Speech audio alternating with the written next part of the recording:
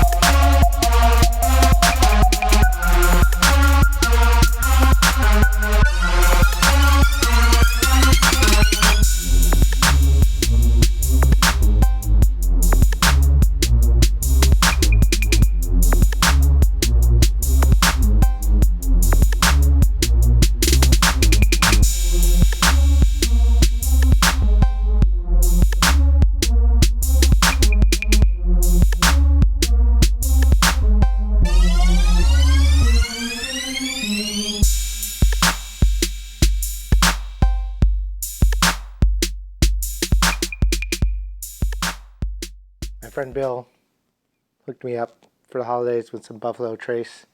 But yeah, it's about to be really cold here, so I'm going to do a bunch of video editing for you guys.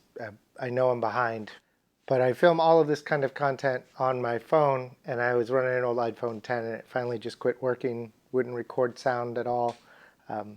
Upgraded, and then I've been busy with art deadlines and just trying to get out on the water. But here I am. I'm catching up on the Bite of the Day recaps. Those should be all coming out before the end of the year, and I'll be caught up starting 2023, all fresh.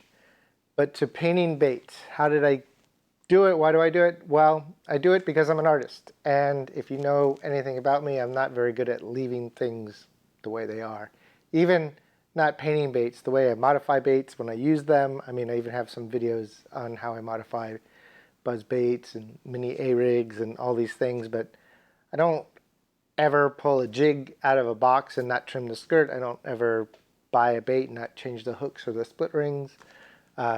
Mess around with weighted strips on things, and I just like messing around with baits and trying to present things in a different way. But I never really got into airbrushing, which is kind of what you do for baits. But I had bought an airbrush for some of my artwork, so I had one.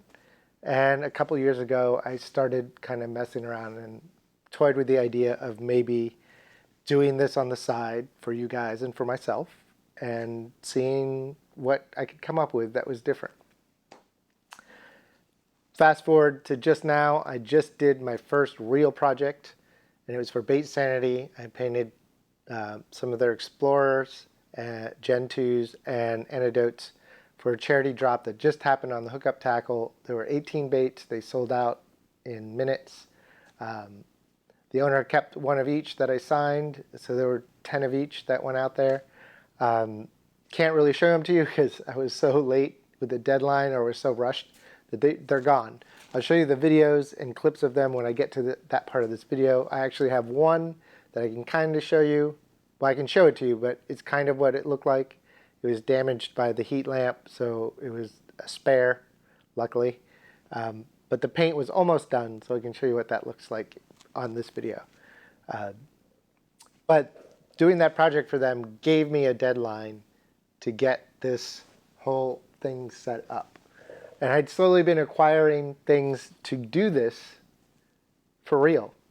And but the way I work with art, I kind of need a deadline to get things done.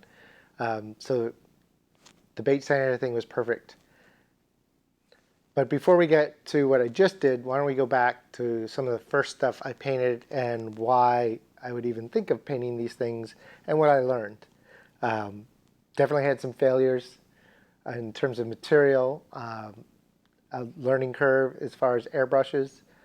I'm not going to go into detail about all of that stuff right now in terms of equipment. I'll kind of give you an overview of what I use because I'm still figuring it out. I don't know 100% what to recommend to somebody else. I can just show you what I've done so far. But here we go. Cheers. So one of the first things I did before I even started painting my own colors and stuff was that I just kind of modified baits that came to me that weren't quite what I wanted, or repainted baits that were white. So one of the first examples of something I messed around with was this glide fluke, this I'm a glide fluke. I'll show you a close-up of. I'm a big fan of baby bass colors. There's a theme that's going to reoccur right here in this beginning of my painting. And this is actually their paint job. I think my friend of a friend, Rick, came up with this paint scheme.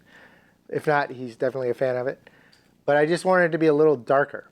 So all I did was take a little black in an airbrush. When I use an airbrush for my art, I mostly use it to do black. So I had black and I had an airbrush, and I wanted to paint to be blacker, so I did it. I did start tying my own feathered trebles or dress trebles, not always feathers, I guess. Still trying to learn how to do that better. I did also add a little red heat shrink to the front hook to give them something, a red hook-like thing. The theory is that they hit red hooks. So if you put it towards the front, it just gets their attention. It's something for them to focus on. I'm not 100% sure if it works, but it's pretty easy to put some heat shrink on a hook before you put it on the split ring. So I'm trying it out on more than one bait. This just happened to be one of the first ones.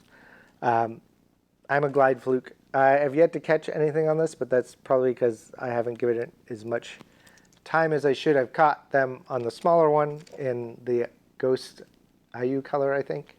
It's a great bait. Works slow and fast. I will catch something on it one day. But I got that in a package of baits that I got from my buddy, and it was just a little too bright. And I was like, I can make it darker. And so I busted out my airbrush, my black paint, and some clear coat. I'll grab the can. I'll be right back. Some of this clear coat, some diamond coat. A lot of bait makers use this. I was already using it for some art stuff, so I had a can of it. And it's really nice because you don't have to bust out your spray gun, mix 2 parts, clean everything up. If you're just doing something real quick, just spray it with a couple coats of this, and it's pretty hard. It sticks really well to stuff. It's pretty durable, which has been kind of a thing that I'm learning about painting lures. I've also painted bicycles and mountain bikes. Chipping paint underwater is a bad thing. So I'm working on the best clear coats. This is a good base clear for some of the stuff I do. But yeah, I just sprayed that over that black I added to the I'm a Glide Fluke. And then I also got gifted one of these Lunker Punkers, but it was in all white, like a bone color.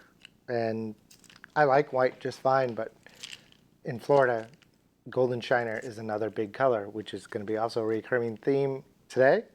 So I just took some gold paint, gold airbrush pearl, and some pearl black, and a tiny bit of orange, and I went to town, and I whipped this out in like an afternoon, and then clear coated with the same clear coat. I've yet to catch a fish on this too, but the Lunker Punker, this is a big topwater. It's a special occasion bait, special time of the year bait, especially around here for Florida. I feel like a lot of the bass that would eat this are usually under a lot of cover, or I just haven't thrown it at the right time. I need to give it more of a chance. But it's an amazing bait, the walking. I've heard the wooden one's better, but you know, this was free, so I painted it like a Golden Shiner. They don't come in this color. Another one of my dress trebles, and more of that red shrink wrap on the front hook. Worth a try, right? Another one of the first baits I didn't really paint as much as modify. I got one of these G-Rat topwaters. I'll look up the name, I'm blanking on it right now. But it's like their glide bait, but just a topwater. And it's a very subtle topwater. And it was just in black. So I'm also known for doing these mother of pearl inlays on wood. They're very detailed, very big also. But I have all the stuff to do mother of pearl, and I have my laser cutter just over there next to my airbrush area. So I actually laser cut out some mother of pearl laminate to do that old school fishbone pattern, and just add a little silver belly, another dressed and shrink wrapped hooks, and then clear coated it in that diamond finish. I've caught fish on this. It's pretty awesome. I didn't get it on video, but this is an underrated, super subtle topwater. It's not the easiest one to get to walk, but at the same time, the subtleness of it is what gets it bit, I think, sometimes. Awesome little bait, or big topwater by G-Rat with my mother of pearl bones on it, which is something I want to get more into. My supplier that I buy my mother of pearl laminate sheets for my art is in Maui, and they actually got their start doing a lot of marlin lures, or open water, saltwater fishing lures.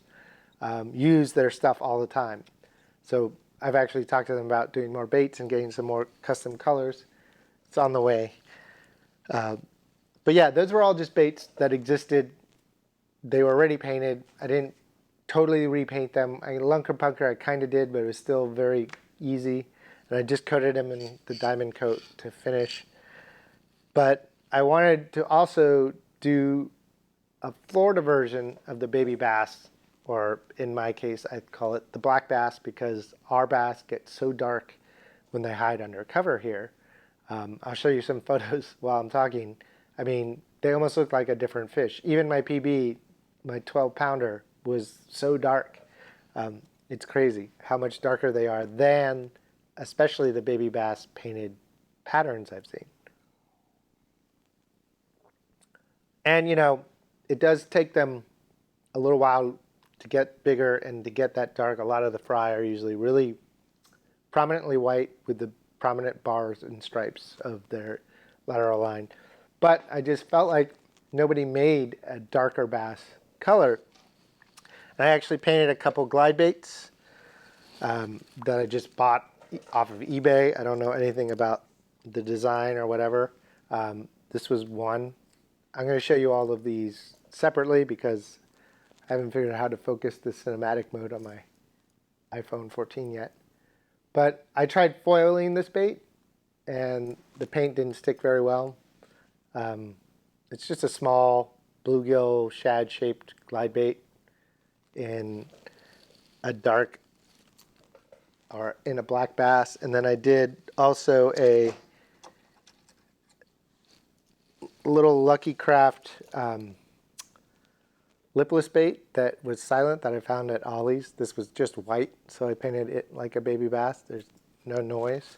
I've caught a few fish on this, nothing big, but that came out kind of what I was hoping for, like looking like a tiny black bass. And I've also did a couple of jerk baits. This is the bigger one. It's just the, those Berkeley hooks are sharp. It's just a ripoff of a 110, I believe, or maybe the bigger one. It doesn't suspend, it floats. But I was just practicing, so I bought a bunch of blanks. I actually cut to this drawer full of blanks I got. You'll see a video while I'm talking right now. I ordered a few on my own and then bought a bunch off of my friend's friend, Rick, when he was getting out of painting. And so I have way more blanks than I actually have gotten around to painting. I haven't painted hardly any of them, but I'm going to get to it. I actually have something that we'll talk about in a minute that's going in the works. But yeah, I want to perfect this color, but in a bigger glide bait and possibly in a topwater and in a jerk bait, but I want to get a better jerk bait than this one. These are good to practice on. I have caught fish on this. I lost a real big one with my buddy Chris on Rodman on this, and I was hoping that would be my first fish on a bait I painted video, but came off. But yeah, I dove into it. I didn't have this set up yet. I bought this desk used from a buddy, almost free. It's an old tanker desk, and it's perfect for this. I keep all my stuff in here. My paints are here. All my mixing stuff, blades, pens, stuff. I have markers in a little bin because I use them for my art too. Took an old, can't really see it in this video, but this is an old cooking hood from a kitchen that my friend was throwing away. I also have a full spray booth on the other side of this camera for anything that requires a lot of spraying. It pulls a lot of air, but for doing details or stuff where I just need good ventilation, where I'm not spraying, this is perfect. So I built this whole area when I found out I was going to do these baits for baitsanity. Yeah, I was trying to think. Before we get to that, I got one other thing to show you. Before we get to what I did for baitsanity, I'll show you my first real paint jobs I thought that were good, but still had problems. I had gotten this desk, so I had already used them. I painted both a Sneaky Pete and a Papa Pete, like a shiner. And I did both of these paint jobs in one night on these baits. This was a total blank. This was just in bone. So I go fish with Atypical Outdoors. And the only problem with rushing it was, like I was saying, these were spray chromed, which is something I'll talk about. But I spray chromed these chrome to give that reflective gold with a candy cold clear coat. But I didn't get enough clear on it, so they started to peel off. You can really see on this one. So I'm trying to fix them. I'll show you a picture. Like I said, I'm still figuring out how this iPhone 14 works. The hooks were starting to give you hook rash, and then water would get under the paint and kind of peel off. I think I have that figured out. Got to do some more testing, more fishing, more fish catching, which isn't a problem. Um, like I said, these were spray chromed and then airbrushed and then sealed and then airbrushed and then sealed finally in the diamond coat. And I did all that in one night so that I could twist with them the next day.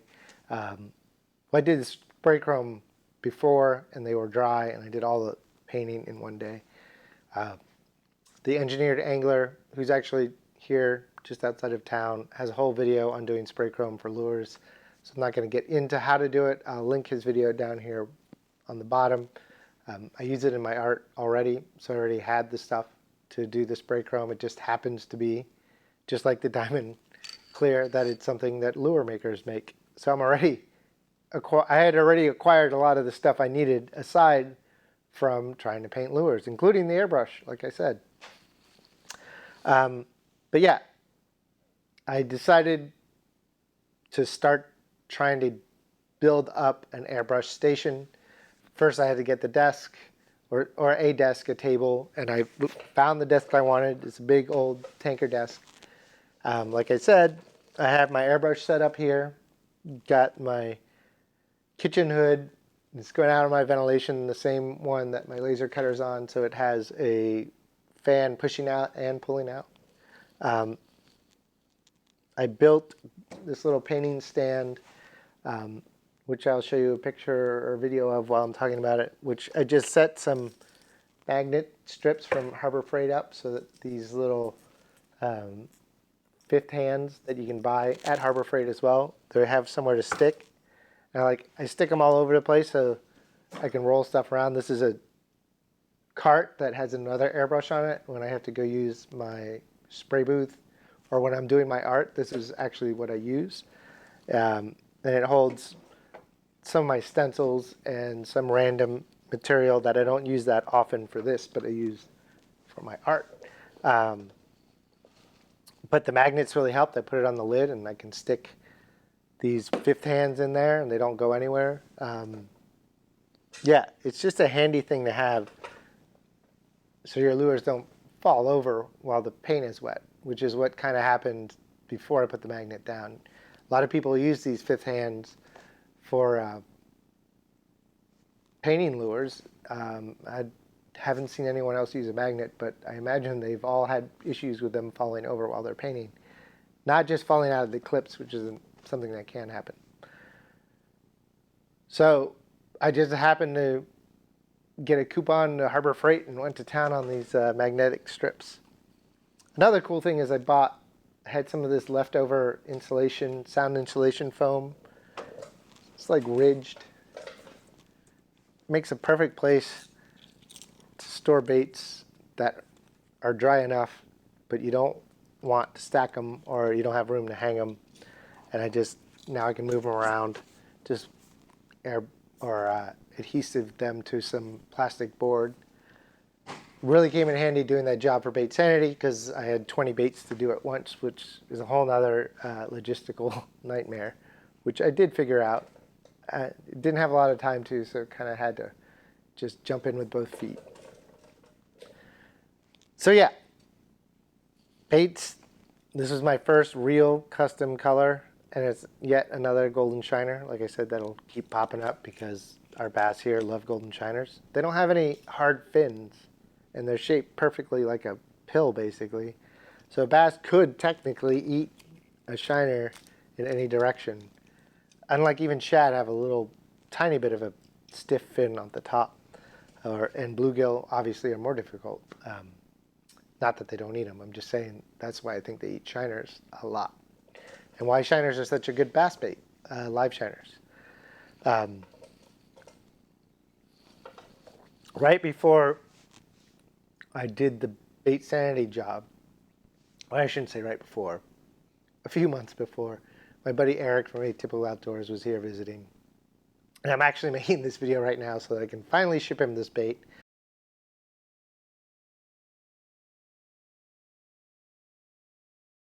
What's going on, guys? This is Eric for Atypical Outdoors. Now, I got a really cool swim bait to show you guys and a pretty cool backstory.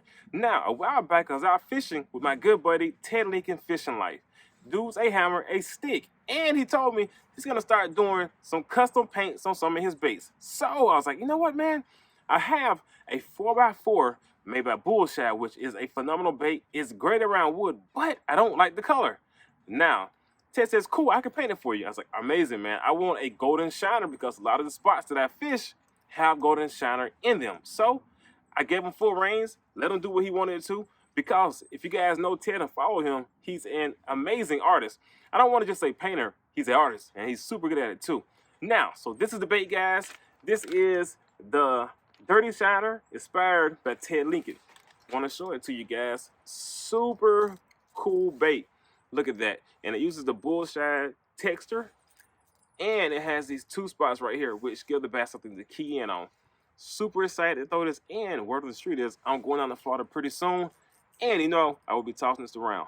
Thanks, Ted. I call this the dirty shiner color because, I mean, we're in the South, the dirty South. He lives in Georgia, right outside of Atlanta. And shiners are the thing. And buka baits catch fish, but they're not exactly the most refined looking baits. So it kind of came out looking like a dirty shiner. And I think that's a name I'm going to keep for that color. For other baits that I do in the future, there'll be a dirty shiner, which will be kind of like that, a darker, more blotchy colored shiner, instead of this more like shiny, smooth color. But that was a lot of fun to paint, and I just finished it while I was working on the baitsanity job, which I did a royal shiner, which I'll show you the video while I explain. Doing a bait for a company, they don't exactly want you to share everything, so I didn't take video of me painting. I haven't done any videos of me painting yet. If you want me to do that, as long as it's a paint job that I'm not doing for somebody else that wants to keep it secret, or not even secret, just like keep it on the DL on how we're doing it. Any of the colors I do for myself, just let me know. I'll make a little time lapse step by step. This is new to me. I don't know if you guys want to see this, but I am an artist and a fisherman, so might as well try, right? Actually, I have one of my baits that was a practice paint job. This is an antidote, and I needed to fix the eyes, but this is the practice job for the antidotes I painted for them. This is a black mullet, which I call the black metal mullet, which I'm going to also do versions of. They wanted a Sacramento smelt color, so I did a dark smelt, Sacramento smelt color, more based on that color scheme, but it was the same tones as this one. This one, like I said, I have to fix the eyes, so it's all sanded off right now. I should fix it so I can fish it soon. But they sent me two baits, like I said, the Explorer and the Antidote. And one of the things I had to try to figure out with the Explorer is that it has a soft tail, so you have to use entirely different paints to paint a soft plastic versus an ABS or any of the other harder plastics or resins or even wood. Soft plastic is an entirely different animal. Luckily, my good buddy Josh from JSJ was willing to share a little tip, which isn't really a secret, but Spike It makes soft bait dyes that you bring on your boat. They also make an airbrush version, and they make this clear that also kind of finishes and seals it. It's really nasty stuff. I use that only in my spray booth. But in testing it before I could agree to do the Explorers, I just grabbed this Defiant 210 that I got from Oliver last year, and it was just a straight white one.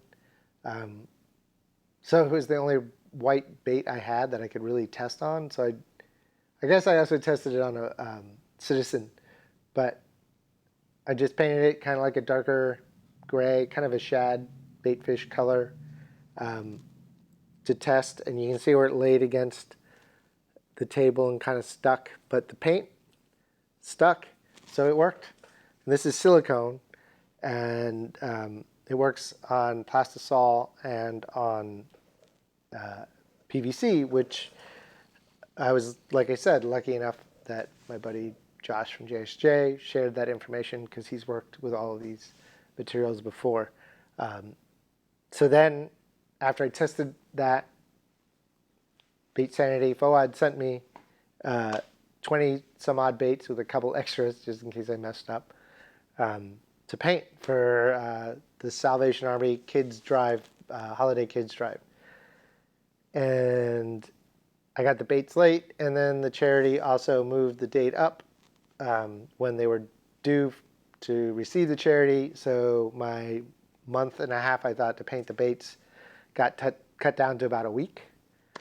So I scrambled and got it done just because I said I wanted to do it, and I had already bought the materials to do it, and it was fun. I wanted to paint these baits. And Baitsanity was awesome. They told me not to stress if I didn't want to do it. They wouldn't count against me. We'll just work on something for the future. But I was like, no, I want to do it. Let's get it done. So I did 2 paint jobs. I did the Sacramento smelt, which I mentioned to you. And where did I put it? Right here. This is the only one I have. And the only reason I have it is that I melted the actual bait, so it doesn't work anymore. Luckily, they gave me an extra one. This is the extra one I needed. But it was almost done, which is kind of the shame. But I used an infrared lamp to dry my 2-part clear coat, which is what I used on these baits because it's thinner than this. I use this as a base coat sometimes for the spray chrome because it needs a super glossy surface. But here is the Sacramento smelt. Like I said, I'll cut to a video of it while I talk about it. But if you see this one, tail is not bent. The bait is bubbled up right there from my infrared heat lamp. It's the only one. It must have just been too close. It's kind of a shame, but at least I have one to show off of after that crazy week of work. All the explorers made it out just fine. And like I said, they all sold within minutes. I keep this thing in the little antidote thing in my little shelf next to my Stump of Fame and vintage lures, which you might have seen if you've seen my other videos. But so yeah, that was the first color, and it's basically a black chrome smelt, Sacramento smelt to be exact. And then so I'm going to do a black chrome mullet, which is slightly different color profile, but still based on the black chrome. First one's going to be on an antidote. I'm probably going to do another Sneaky Pete. I got a blank Sneaky Pete right here that is prepped and ready to go. Apparently, G-Rat doesn't even have these anymore, the clear ones. Another score from my friend of a friend, Rick. I'm going to do that soon. And then the Explorer, which is the bigger glide bait and, the one that I really wanted to paint. I talked FOAD into doing a shiner. Shiners, obviously, like I said, I like to paint them, but it's also almost overdone, but for good reason, just like trout out west. Shiner down here are what the bass eat. So I tried to come up with something original, came up with this, which I'm rolling the footage right now. I call it the Royal Shiner. It's kind of the classic golden shiner color profile mixed with a kind of golden arowana look in terms of the scales. All hand airbrush scales. I did laser cut out my stencils for this scales, but that's a whole other thing. Painted the tail to match, had to figure that all out. That was a big pain. But now I know how to paint soft plastic and the steps I need to do to produce a large amount of baits. It was a great opportunity. I was stoked that they asked me. I was even more stoked that they stuck with it and that the hookups sold it, and it sold out so fast and went to charity. Cheers to all of that and everyone who helped, to Ben, to FOAD, everybody else. Thanks for the opportunity. Thanks for buying the baits if you bought one. Cheers. But so for 2023, I am starting to do a few more projects already. One in the works with my local tackle shop, which is Gary's Tackle Box. I've grown up going to Gary's. And I asked him a long time ago if he had a color that he wished he had in a bait that we could work on together, and it would be for Gary's Tackle Box. He hasn't even seen this yet because this is not the final version. But he used to always comment to me about the keely fish that would come in with some of the bait they would get, some of the grass shrimp. And it's a minnow from this area, along with a lot of other minnows that aren't represented in lure manufacturing because it's specific to this area, or at least to this part of Florida. So I'm working on a keely fish topwater. This is just a random topwater blank that I happen to have a lot of. I plan on doing it in a jerkbait as well. I'll show you a picture of the actual fish. So these will be coming in 2023 to Gary's Tackle Box. If you're in Gainesville, Florida, you can pick them up. I'm only going to sell the keely fish color through Gary. It's going to be exclusive. But yeah, I'll definitely post about it, probably make a video about it when it comes out. Just a prototype. It's definitely not quite right, but I had to at least test the topwater, make sure it walks. It's a pretty good little topwater. Still got to work out what hooks to put on it and all that stuff. Look for that. And I just recently talked to another much bigger, just out of town tackle shop about maybe doing some more custom swim bait colors for them. And if that happens, you'll not only hear it from me, you'll hear it from them. I still haven't figured out if I'm taking orders yet.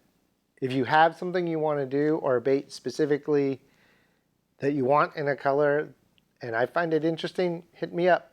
I'm still working out the pricing. Obviously, the bigger the bait, the more baits, the more I can work on the price coming down as one job instead of individual baits. So far, I've been charging for individual baits. So also look forward to my own custom colors of normal baits like topwater, square bills, and whatnot. All these blanks I got. I think I'm going to call it my Archie Carr series. He's a famous former UF professor, ecologist who used to take his class to capture and study fish at one of the creeks I grew up collecting fish from my aquarium. I always grew up as not only a fisherman, but an aquarium guy, and I always kept one Florida native non-aggressive fish tank with all sorts of stuff. And I'm planning on making lures of these. I'm planning on making custom painted lures that match some of these really cool fish we have that I know the bass eat because I've seen them eat them. Soon, in 2023, it's coming. Stay tuned here at Ted Lincoln's Fishing Life. I'll leave with a kind of collage video of some of these custom paint jobs just here at the end. Hit me up on here on YouTube, Ted Lincoln's Fishing Line on Instagram, or tedlincoln@gmail at my email, and let me know if you want more videos like this, more details about how I paint. I'm going to make a video about my art one day for you guys, separate than my art stuff. But yeah, I'm Ted from Ted Lincoln's Fishing Life. Cheers to 2023. Happy holidays to everyone.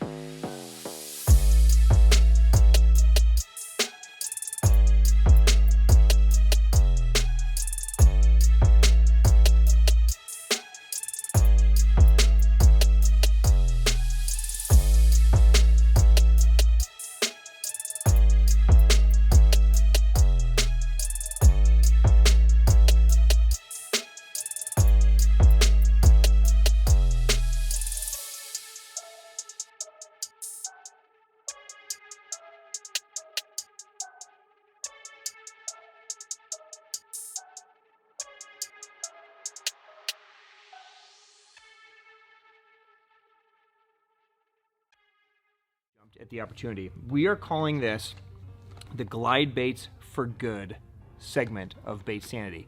Baitsanity teamed up with two artists, Garrett's Customs and Ted Lincoln.